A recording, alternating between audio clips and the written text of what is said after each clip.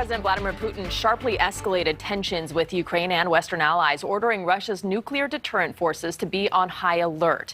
The announcement increased fears of nuclear war, resulting in swift condemnation from many world leaders.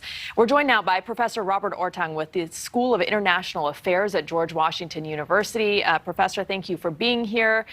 It appears that the taboo on the EU providing lethal weapons has fallen. Explain that in a historical context and why the EU is rallying for Ukraine.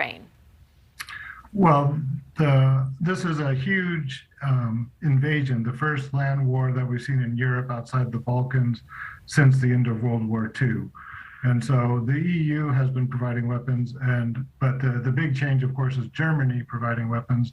And with the increase in the German defense budget, basically rearming of Germany, that means the end of the post-war world.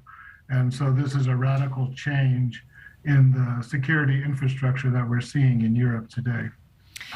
What do we know about the attitude within Russia? I mean, we definitely know that not everyone there supports the war because we've seen the footage of massive protests, of arrests from there. We've also seen reports of soldiers refusing to advance. But will there ever be enough pushback that it will actually affect Putin or his power?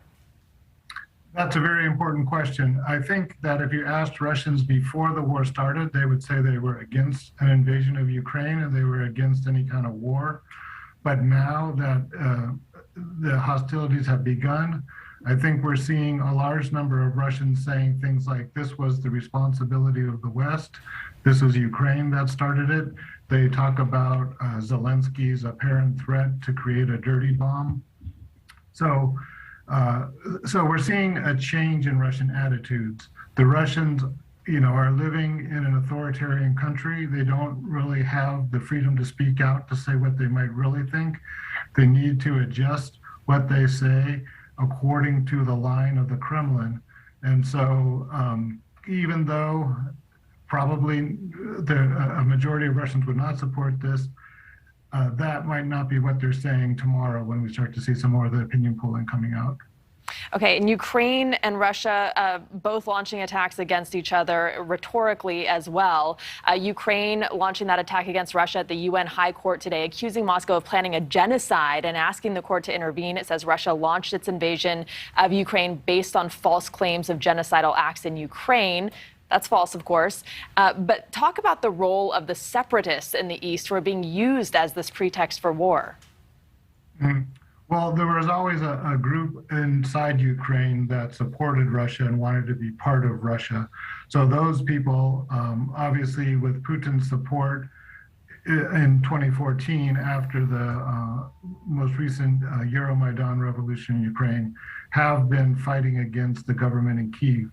And they feel that they're not getting the same support and respect that they deserve in the eastern part of the country that perhaps is going to the central and western part of the country. So there has been, Ukraine was relatively divided, but with those people essentially outside the country now in these separatist regions, the rest of Ukraine is much more united, in favor of joining the West, in favor of joining NATO, and in favor of essentially cutting off its economic and political relationship with Russia. And that's essentially what's happened.